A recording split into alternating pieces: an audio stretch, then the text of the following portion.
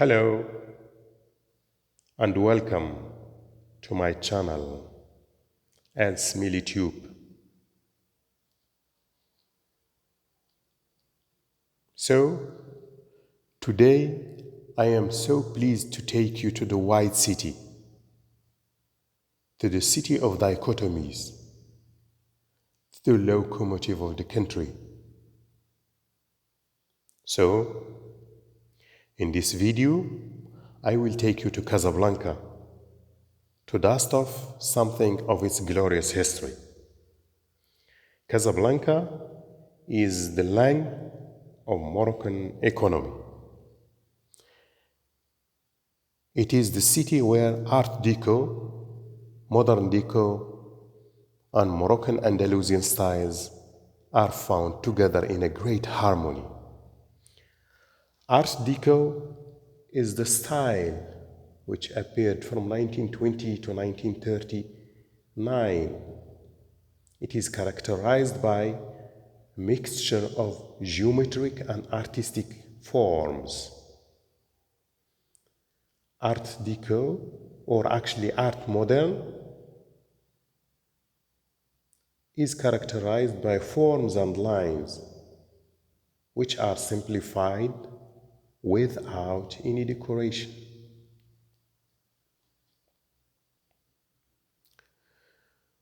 So,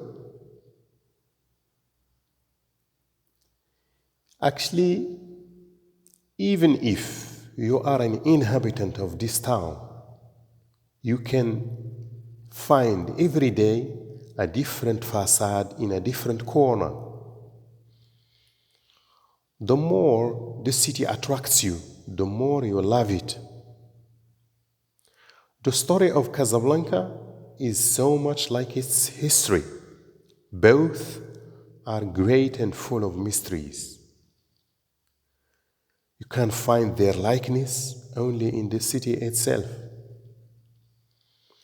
Although the place has known human presence since BC, all what is dated started only in 768, or the date of the foundation of Anfa by the Amazigh of Borghwata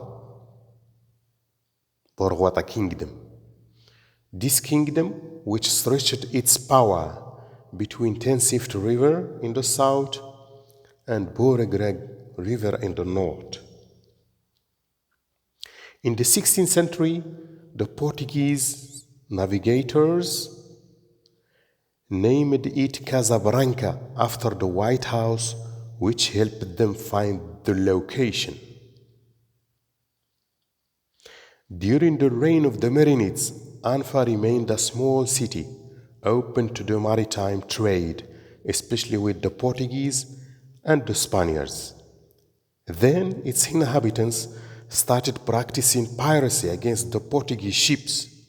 This angered a lot of the Portuguese, who organized an attack on the city and destroyed it in 1486.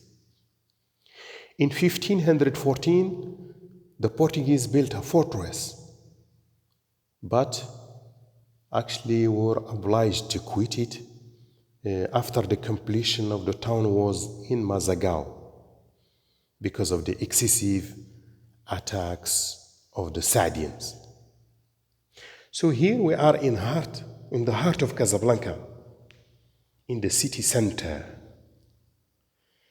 You see here the fountain, and a lot of administrative buildings date back to the French time, especially the very beginning of the 20th century. So, among these administrative buildings, we can see here the city hall. The plans of the city hall actually were first drafted by Henry Proust in 1914, then further developed in 1920. However, it was Marius Boyer who won the design competition in 1927. Construction started in 1928 and finished in 1937.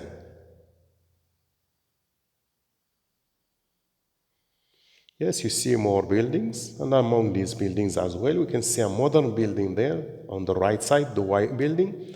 That's the Grand Theatre of Casablanca.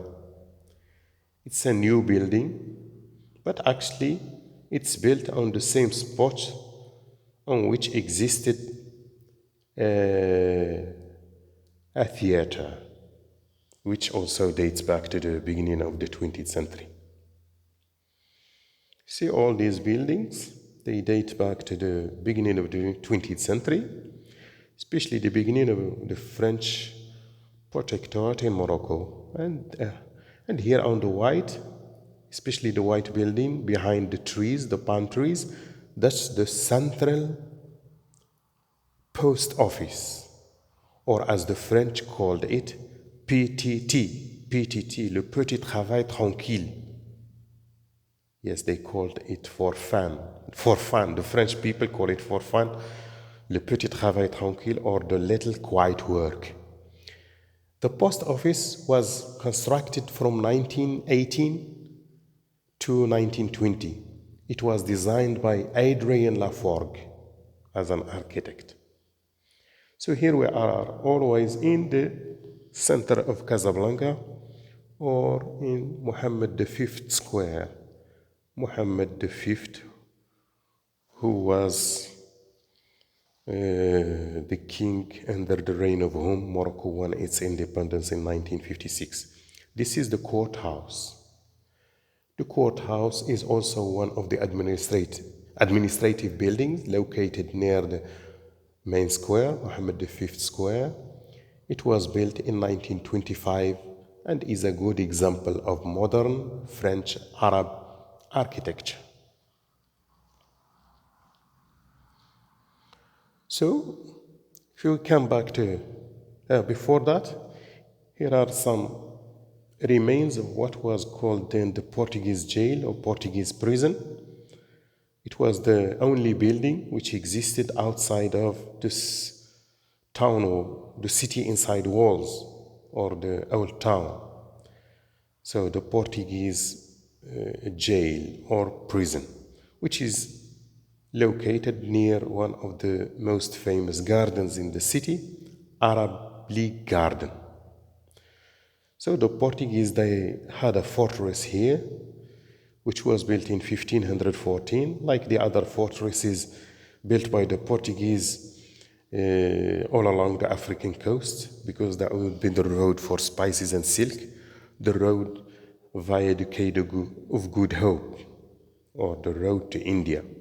So here we are in the park or the garden, Arab League Garden, which reminds us of the gardens in Paris, because it was also designed by French architect.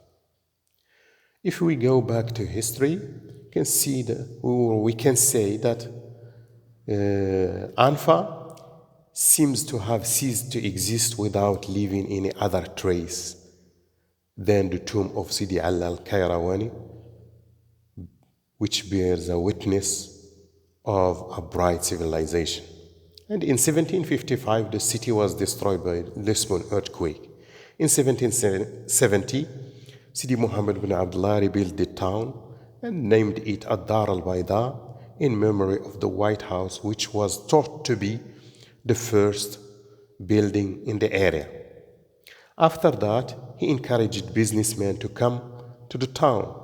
A lot of Spanish traders came and ran business in the town. They found great difficulty in pronouncing the name of the town. That's why, or to make it easier, they translated it into Spanish. Thus, the name of the city, Casablanca, became the name of the city became Casablanca, and it is kept till now. Here you see this is Sacré-Cœur Church. It's one of the churches, it was also built in the very beginning of the 20th century by the French, because then the increasing number of Catholics in the town, especially in the early 20s, made Lyoté think of building a place of worship. So to satisfy the need of them, so he built this church, or the Church of Sacré-Cœur in Casablanca, which was built actually in 1930. Actually, the work started in 1930, and the architect who was assigned to build it was Paul Tordon. He was assigned to be the architect. And it's painted in white to keep the significance of the white city there. Sacré-Cœur, or the Sacred Heart in English.